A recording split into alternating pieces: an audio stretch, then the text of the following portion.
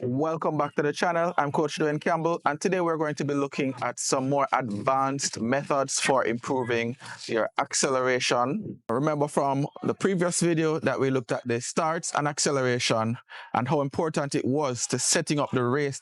By improving your starts and your acceleration, you're able to attain your maximum speed, your true maximum speed.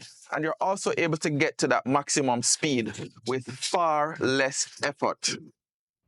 In addition, you're able to attain your max velocity with more efficiency and more reliably during the races. You'll be able to advance through the rounds with not just less effort, but you'll have a lot more in reserve when it comes around to the finals. So we've got some really interesting drills here. A lot of them are modifications of the previous drills that we covered. So let's get to it without further ado. So looking at the first drill, it's a modification of the repeat double leg bounds. And what we're going to be doing is we'll be using a resistance band, one of the heavy resistance bands, to add some more intensity to the exercise. So that resistance band is going to be looped across the lower abdomen or waist of the athlete, and you're going to need a training partner to actually help you to secure the resistance band. And then you're going to execute the repeat bounds while they give you some light to moderate resistance. Now, of course, the starting position for this exercise is the same as if it was unresisted. The only difference being that now the athlete is going to have to push and extend the hips while driving forward in order to meet the resistance of the bands. And immediately, as soon as the foot touches the ground, they're going to have to be in the correct position to push again, therefore increasing the force requirements and the power requirements. And again, remember, the repeat bounds are to help you with your initial acceleration. So you're putting power into the ground for the first 3, 5, up to 10 ground contacts. Hey, listen, if you are enjoying the content, if you are learning and you would like to support the channel, most definitely make sure that you're subscribing. Make sure that you drop a comment. If you have any questions, I will answer any questions that you put in the comment. As you guys can see from previous posts, I answer every single comment that is there. If you have any questions that you want or clarifications that you want on any of these exercises, drop it in the comments.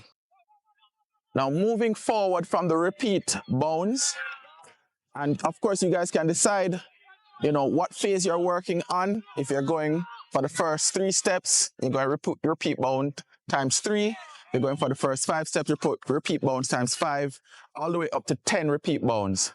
And another way to make this exercise more dynamic is to go for either measuring some aspect of the repeat bounds, whether you're going to measure for time, meaning how long it takes you to execute all 3, 5, or 10 of them, or you're going to go for distance, meaning the ground that you cover during the repeat bounds.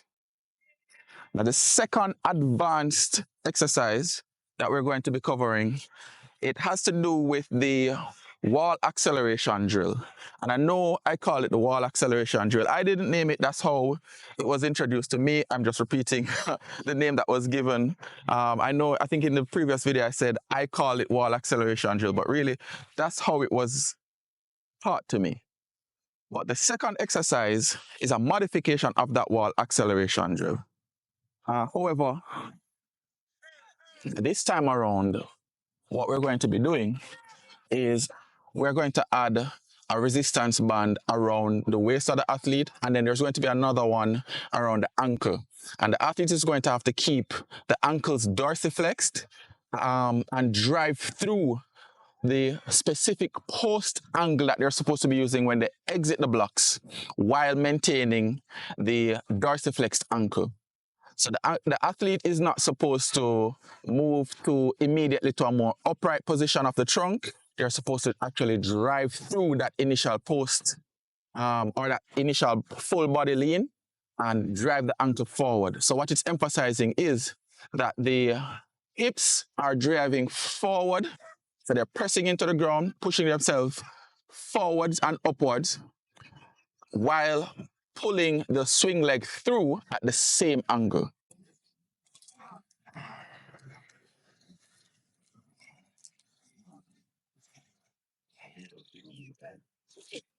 All right, switch legs, switch legs. Punch it.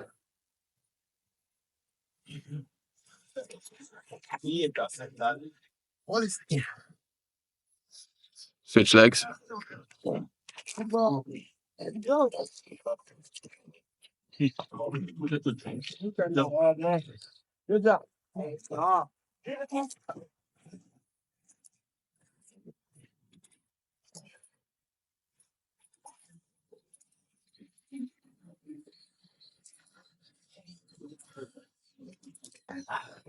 Hey, listen up. If this is the first time you're seeing me on any single video, make sure you subscribe to the channel. Make sure you subscribe to the channel because not only am I going to be posting videos to help you with your sprints, I'm going to actually be posting videos to help you with your jumps and your hurdles as events as well. So make sure you subscribe to the channel. Make sure you share the channel with a friend so that they can benefit as well. Now, moving from the wall acceleration drill or the modification of that wall acceleration drill that makes it a lot more advanced, we're going to move over to working more mid-acceleration into the transition.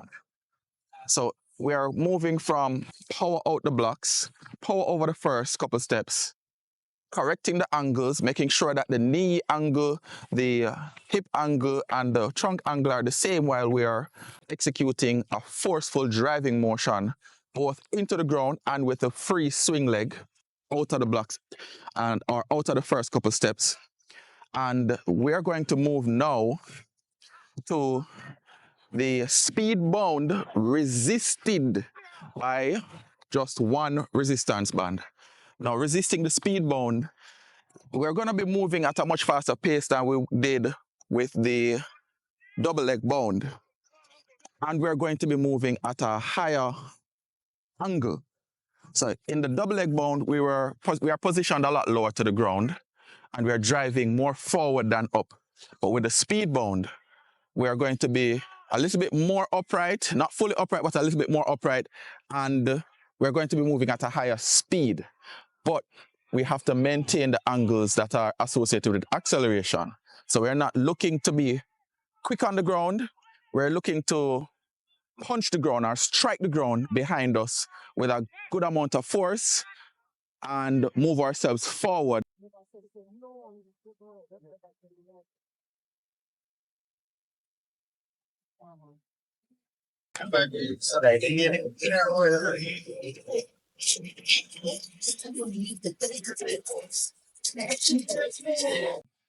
And our fourth and last drill, this one is where we get into the transition from acceleration. We're starting to transition out of acceleration and into our max velocity.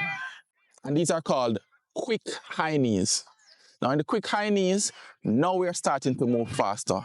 The overall body lean is even less than in the speed bound. So we are now even more upright, almost into upright sprinting, but we're still leaning into the bands. Now we're being more quick and reactive off the ground, more like running on hot coal. So we're trying to jab the ground quickly, punch, punch, punch, punch, punch, punch, really, really fast ground contacts.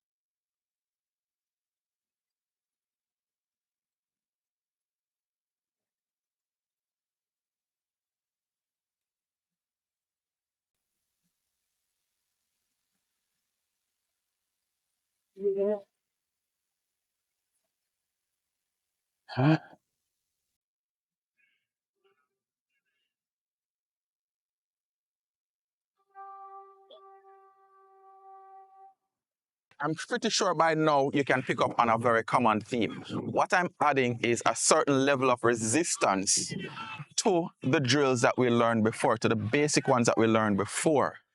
That, in a sense, can turn the drill into more of a special strength exercise or a potentiation exercise.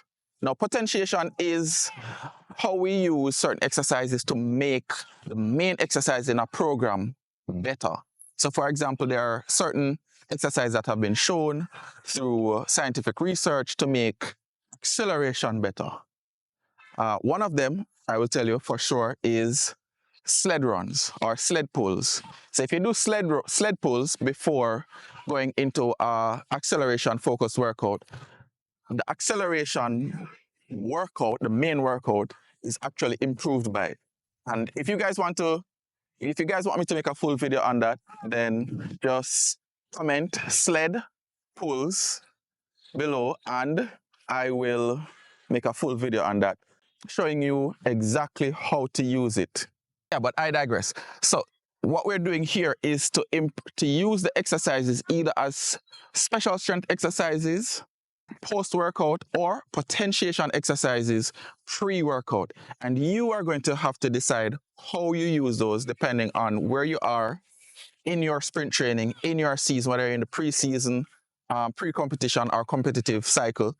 And you're going to have to make those decisions, you and your coach, as to how you use these drills. I'm presenting them to you, just showing you exactly some pointers and tips that you can use to help improve your sprinting, particularly the acceleration component of your sprinting. So if you're finding the content useful, if you want to support the channel, guys, just subscribe, drop a comment, and share the channel, share the videos with your friends. All right, so I've shown you these 4 examples, and I'm hoping you guys are most definitely going to use them, right? You're going to use them. So you're going to use them. So save the video, right, guys? Save the video. And in the future, come back and drop a comment. Yo, let me know in the comments if any of these exercises have helped you. And if you want me to do more videos like this, you know what to do. Subscribe, turn on notifications, and I'll see you in the next video.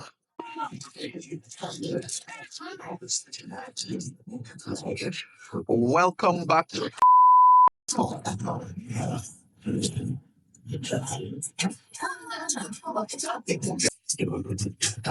My God.